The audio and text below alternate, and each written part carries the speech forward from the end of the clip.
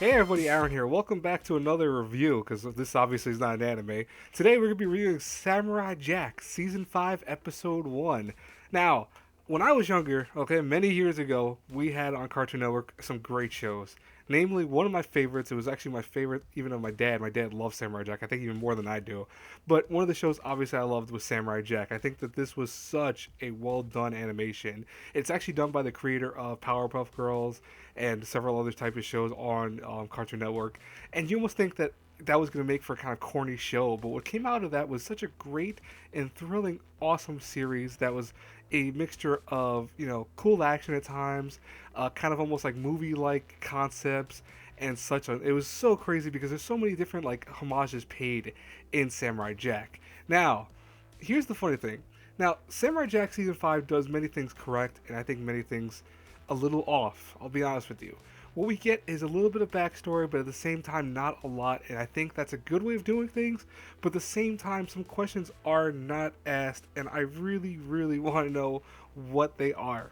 So, namely, let's first talk about what happens at the very beginning, where we see Samurai Jack talking about how now 50 years have passed.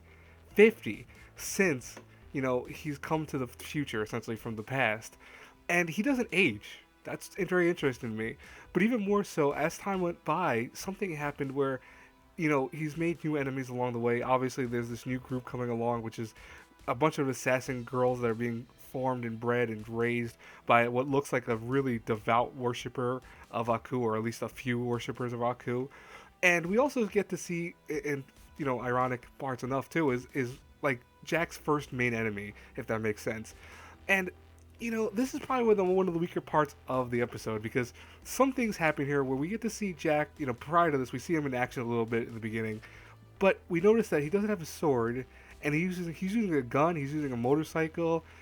What happened to his blade? What happened to his magical sword? And during the fight with this weird guy, I forgot his name already, but he's like supposed to be Aku's right hand man in terms of many things, which I'll say what I have issues with in the fight in a second.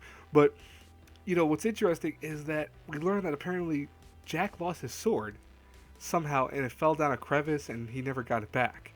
But we don't get anything else information-wise. We also see, and I'll show a little more at the end. I'll talk about that. And actually, let me go back to this fight because I don't want to lose my train of thought too much. But with this fight, we get to see that Jack is suffering from something.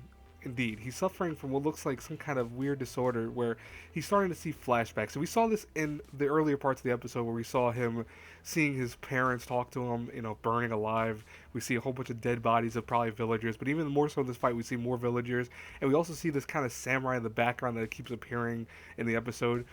But it looks like he's suffering from something that's making him really kind of weak as a person. But at the same time, he's still Jack. He still can compose himself. He's still able to fight back, and he knows how to, handle what weapons he's given.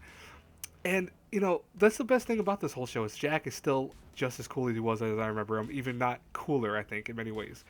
But I did think that the boss that he has to fight, this main enemy for the first episode, was a little goofy, and I think they try to pay homage to many things of the first couple of seasons, the four seasons, to name the few. But I felt that this was probably the worst way to start an actual battle because I couldn't take it seriously. I mean, this guy's going beat a boop pop boop at one point. He's talking in a very ironic way because there's a lot of Cartoon Network shows that have people that talk with that voice, and it's more so geared to like past concepts too.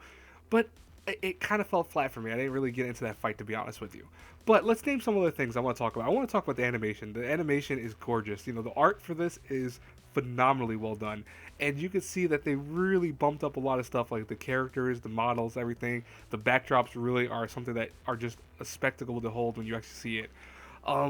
But music wise, it seems like the same type of good music that we're used to. I really don't think there was anything that different about anything. I think the ending's slightly different, but my friend I was watching with said that it sounded the same to him, so I'm like, okay.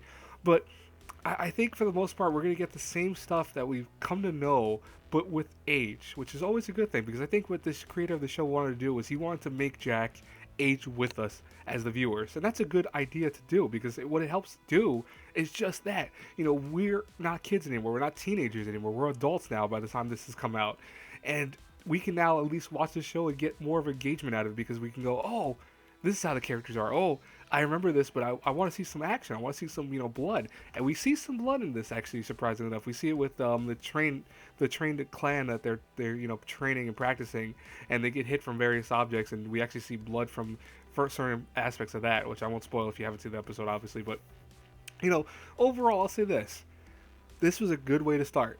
Very, very good way to start. I have some issues with it, but it's not enough to say that this is definitely going to be anything that's going to be a false flat on its face. This is going to be probably a great season, and it might be the last season because from what we hear, it's a limited run.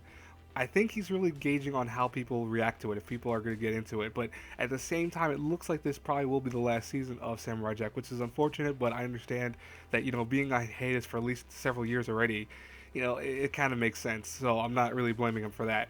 But anyways, guys and girls, what were your thoughts about this cartoon? Please leave in the comments. Put what would you think in general? Would you guys want me to continue reviewing this? If you don't, tell me also. You say, hey, don't review this anymore, blah blah.